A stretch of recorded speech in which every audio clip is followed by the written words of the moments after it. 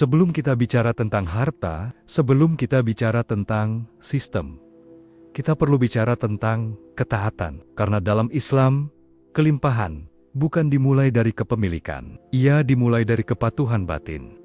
Nabi Sulaiman alaihissalam adalah manusia dengan kekuasaan dan kekayaan yang tidak pernah dan mungkin tidak akan pernah ditandingi.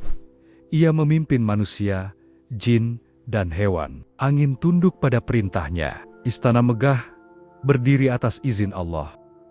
Namun, menariknya, tidak satupun dari itu membuatnya merasa memiliki.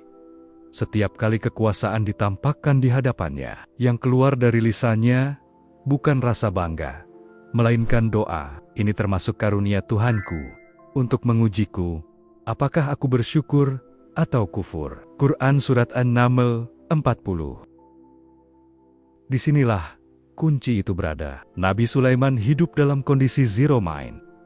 Pikiran yang kosong dari ego, hati yang tidak menggenggam apapun, meski dunia berada dalam genggamannya. Ia tidak berkata, "Ini hasil kecerdasanku." Ia tidak berkata, "Ini karena strategiku." Ia berkata, "Ini karunia Tuhanku." Zero mind proses inilah yang melahirkan kelimpahan tanpa kerusakan. Karena saat batin kosong dari rasa memiliki, Allah justru memenuhi tangan dengan amanah. Bahkan, ketika Nabi Sulaiman memohon kekuasaan, permintaannya bukan dilandasi ambisi duniawi. Ia berdoa, "Ya Tuhanku, ampunilah aku, dan anugerahkanlah kepadaku kerajaan yang tidak dimiliki oleh siapapun sesudahku." Quran Surat Shot 35. Doa ini bukan kesombongan. Ini adalah permohonan agar kekuasaan itu menjadi tanda kebesaran Allah, bukan alat pembesaran diri, dan Allah mengabulkannya. Namun, perhatikan satu hal penting, kekuasaan itu datang setelah ketaatan, bukan sebelumnya. Nabi Sulaiman tidak menunggu kaya untuk taat, ia taat, lalu Tuhan meluaskan. Inilah hukum langit yang sering terbalik dalam logika manusia modern. Kita ingin aman dulu, baru patuh. Kita ingin cukup dulu, baru tunduk. Padahal dalam Islam, ketaatanlah yang membuka pintu kelimpahan. Dan zero mind pikiran yang sepenuhnya berserah adalah wadahnya. Ketika ego dilepaskan, ketika rasa memiliki diluruhkan, ketika hati hanya berkata, "Aku hanyalah hamba," di sanalah rezeki mengalir tanpa merusak jiwa. Dan dari sinilah kita perlu bertanya pada diri kita sendiri, apakah kita sedang mengejar harta atau sedang berusaha menundukkan hati? Jika kekuasaan sebesar Nabi Sulaiman saja dipandang sebagai ujian, bukan kebanggaan, lalu bagaimana dengan harta, jabatan, dan pengaruh yang kita miliki hari ini? Disinilah manusia sering lupa satu kode penting, kode khalifah. Kita tidak diciptakan sebagai pemilik mutlak. Kita diciptakan sebagai wakil, pengelola, penjaga amanah. Apapun yang ada di tangan kita, uang, waktu, ilmu, bahkan perhatian, semuanya akan dimintai pertanggungjawaban. Dan ketika narasi ini menyentuhmu, bukan karena kata-katanya, tapi karena fitrahmu sedang diingatkan, maka jika kamu merasa pembahasan ini penting, tekan like sekarang juga, bukan untuk algoritma semata, tapi sebagai tanda bahwa kebenaran masih mendapat tempat di hati. Bagikan video ini, karena boleh jadi apa yang hari ini menyadarkanmu, besok menjadi jawaban bagi orang lain yang sedang gelisah dengan hartanya, takut dengan masa depannya, atau lelah dengan sistem yang ia jalani. Dan tinggalkan komentarmu, bukan sekadar pendapat, tapi sebagai jejak kesadaran. Karena diskusi yang jujur adalah bagian dari amanah ilmu. Jika kamu memilih untuk subscribe, itu berarti kamu siap berjalan lebih jauh. Belajar melihat dunia bukan sebagai sesuatu yang harus dimiliki, tetapi sebagai sesuatu yang harus dijaga. Karena memahami ketaatan, memahami rezeki, dan memahami kepemilikan, semuanya bermuara pada satu pertanyaan besar. Apakah kita hidup sebagai pemilik atau sebagai khalifah? Dan untuk menjawab pertanyaan itu, kita perlu membongkar satu ilusi yang paling dalam. Mari kita lihat bagaimana manusia modern memandang kepemilikan. Sejak awal penciptaan manusia, ia membawa satu kecenderungan berbahaya. Merasa memiliki tubuhnya, merasa memiliki hidupnya, merasa memiliki amalnya, bahkan merasa memiliki masa depannya. Al-Quran tidak membantah kecenderungan ini. Ia membongkarnya. Dan sholat adalah alat pembongkaran paling halus yang Allah titipkan kepada manusia. Ketika Allah berfirman kepada para malaikat, "Sesungguhnya aku hendak menjadikan seorang khalifah di bumi." Quran Surat Al-Baqarah 30. Adam tidak membawa portofolio, tidak membawa pencapaian, tidak membawa klaim kesalehan.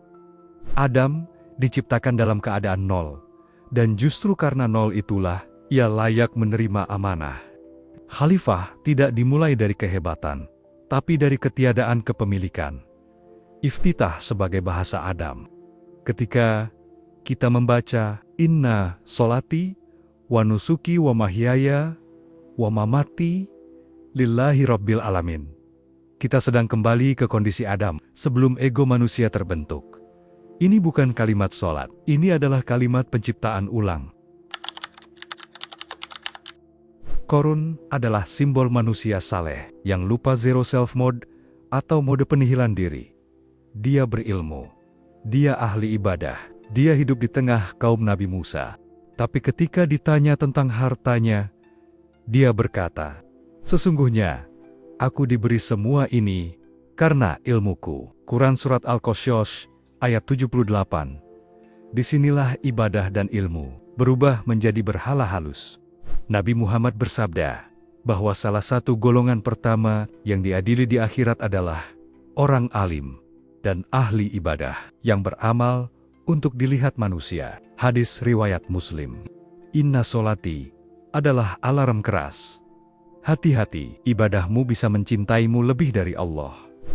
Imam Al-Ghazali berkata, tidak ada yang lebih sulit disembuhkan daripada penyakit merasa sudah sampai zero self-mode atau menghilangkan pengakuan rasa memiliki dalam diri adalah obatnya. Ketika Allah meminta Nabi Ibrahim menyembelih anaknya yaitu Ismail, Allah tidak menginginkan darah. Allah sedang memutus rasa memiliki.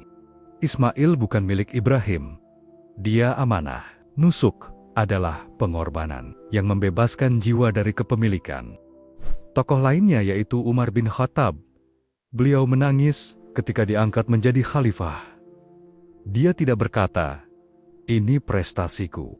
Beliau berkata, "Ini amanah yang akan menenggelamkanku. Jika aku salah, inilah nusuk mode, bekerja tanpa mabuk kuasa." Nabi Ayub kehilangan segalanya. Harta, keluarga, kesehatan. Tapi satu hal tidak pernah ia klaim, yaitu hidupnya. Ia berkata, "Sesungguhnya aku ditimpa penyakit dan Engkau Maha Penyayang." Quran Surat Al-Anbiya ayat 83.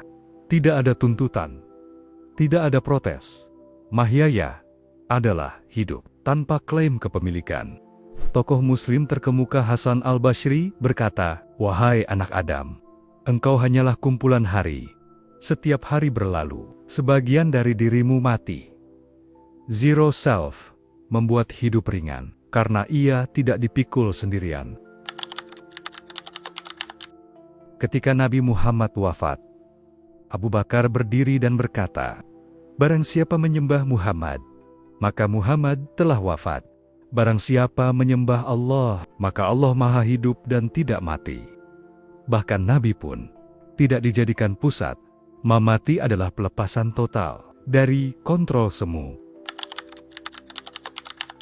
Ketika Salahuddin Al-Ayyubi wafat, ia hanya meninggalkan satu kain kafan. Padahal ia penguasa wilayah luas. Karena hidupnya tidak disimpan di dunia, tapi dikembalikan kepada Robnya.